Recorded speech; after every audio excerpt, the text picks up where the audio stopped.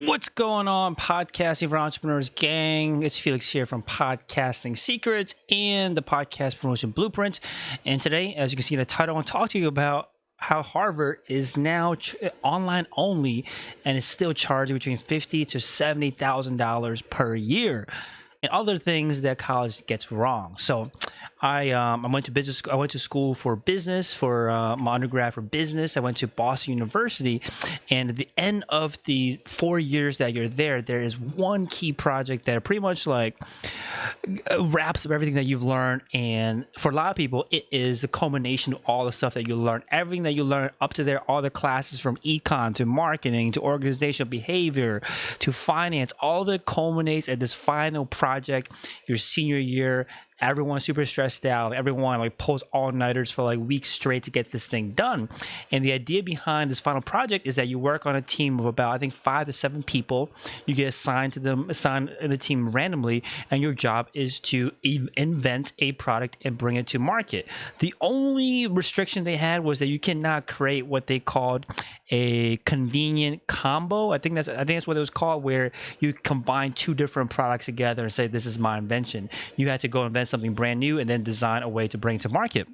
So I got my group of about 5 to 7 people. We spent a whole, basically half a semester working on this, and we would meet up in different apartments, dorms, meeting rooms, and classrooms, and get together and brainstorm and come up with this new product, and then come with a marketing plan to get out there.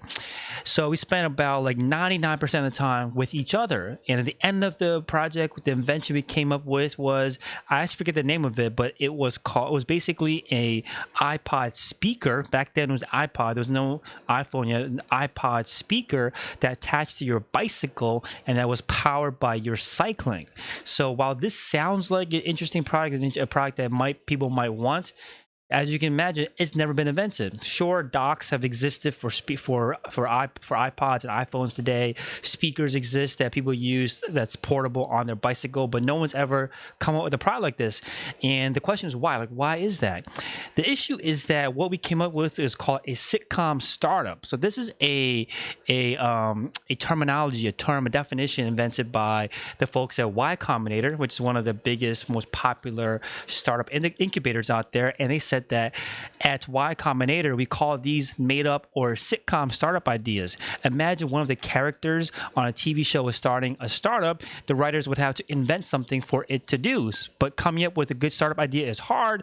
It's not something you can do for the asking. So the writers would typically come up with an idea that sounded plausible, but was actually bad, right? Think of the TV show Silicon Valley. A lot of the products, a lot of startups on there are sitcom startups on purpose, right, for comedic effect. But that's what we came up with, a sitcom startup. It sounded like a good idea, but in the end, it would flop if it ever went to market. The issue with that was because we spent 99% of the time discussing the product between 5 to 7 people.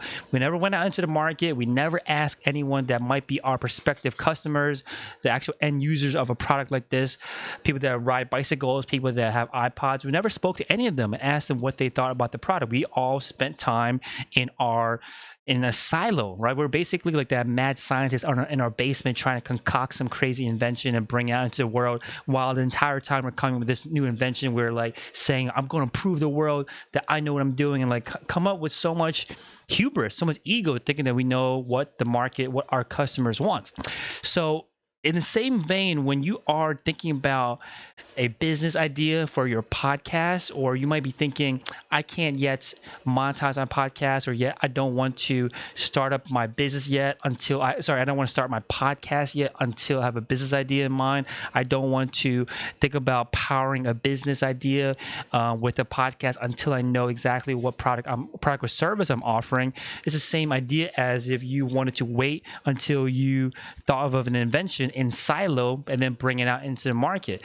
The best thing about having a podcast, building that podcast audience first, is that you have a built-in, easily accessible panel of prospective customers, prospective clients that you can constantly pitch your ideas, constantly pitch your products and services to them. right? If you had to come up with an idea yourself, would you rather come up with it in silo or be able to come up with an idea, get on the microphone and record an episode about it and then gauge how people respond to it? Which one would more likely lead you to a product or service that would actually do well in the market where people actually want to buy it, right? Clearly, having an audience, built an audience first, it's going to give you way more direction on how to move forward, what kind of products to offer, what kind of service to offer, how to refine your product, how to refine your service.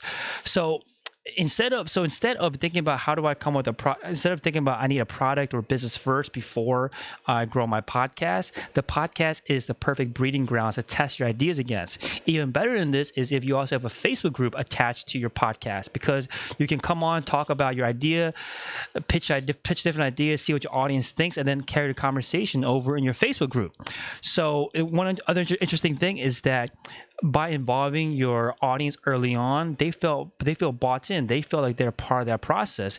I run a podcast called Shopify Masters, and a lot of my podcast guests that come on get their start on crowdfunding websites like Kickstarter.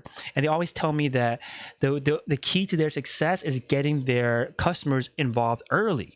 Meaning they'll spend weeks, months even putting together the Kickstarter page, but at the end of the campaign, after 30 days of raising money, the product evolves drastically because they take feedback from the people that back their campaign, that want to buy their product, and constantly evolve it. And these people are highly engaged. They are giving feedback on how to improve the product. At the end of the day, they want to see it successful because they were a part of it. Same thing with coming up with a product or business idea with your podcast audience. You are getting them involved, getting their feedback, which is obviously useful for you to create an amazing product, but then you also get the community involved, which means that when you do come out with something, they want to see it succeed. They'll become clients, they'll become customers, they'll become evangelists, they'll promote your product, promote your service to people that they know. So instead of trying to find your way in the dark, use a podcast audience, build up a podcast audience that can become your panel of customers, panel of clients that you can bounce ideas off of. So now if you already have a business idea, you already have a business, you're already a coach, a consultant, entrepreneur, you're already selling a product or service, and you want to learn how to use podcasts to grow that business, to get hotter leads, to build an audience that constantly tunes into you every single week, and then it nurtures them through your podcast content where you can understand more of their needs, and you can build more know, like, and trust with them so that they're ready to buy from you. Or if you don't have a business idea yet, but you have a podcast, or you have a podcast idea and you want to build a business off of the back of building a podcast audience, I invite you to click the link in this post, which will take you to a page where you can apply and book a call, a chat with me. I'll listen to what kind of goals you have, we'll diagnose what particular problems you have, and if it is something I can help you with, then I'll tell you more about my program, about my coaching program. And if it's something you want to be a part of, then we can move forward. Again, apply and book a call with me if you're interested in building a business behind your podcast. And I'll talk to you guys soon. Take care. Bye-bye.